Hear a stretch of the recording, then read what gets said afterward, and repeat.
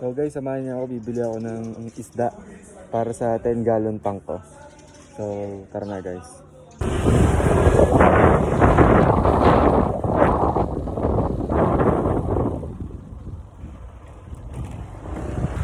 So guys, malapit na tayo guys.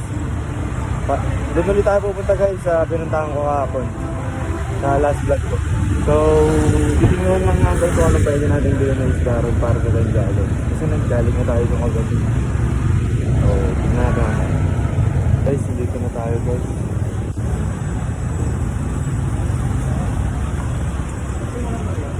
Sige.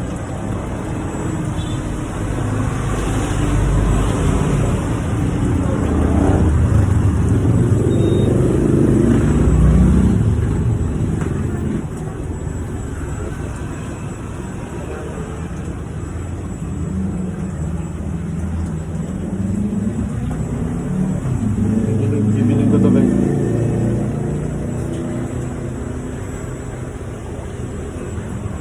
So update ko kayo mamaya guys.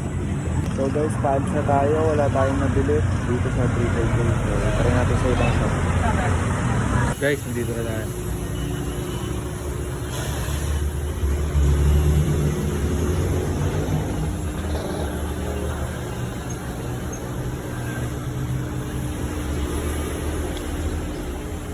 Kaya maliliit lang to na pakain.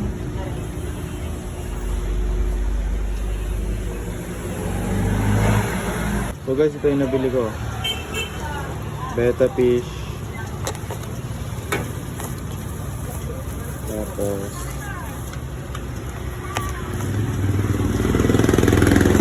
ito betta fish. Tapos mga danyos.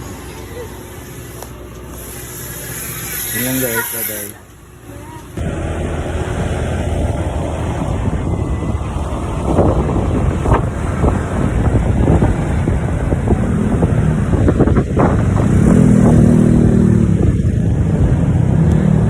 Guys, dito na tayo sa bahay. Ilalagay na natin yung mga betta fish na binili natin. Pakita ko sa inyo mamaya guys. Guys, nalagay ko na sila. Ayun yung betta fish ko. Tapos yung isang betta fish, yung color white. Mas mahal nga yan pero parang mas maganda to. Pero yung isa kasi ano yun, sabi ni ate malaki daw yung tenga ng isa, yung kulay white.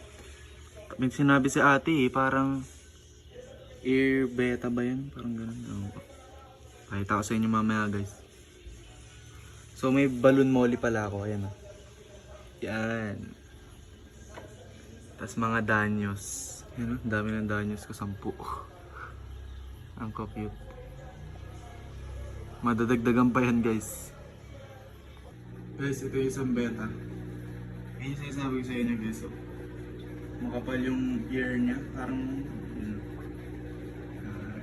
So yun lang yung binili ko ngayon guys. 2 betta fish, tapos 10 danyos. At itong maliit na aquarium. Dito na magtatapos guys yung vlog. Bye bye.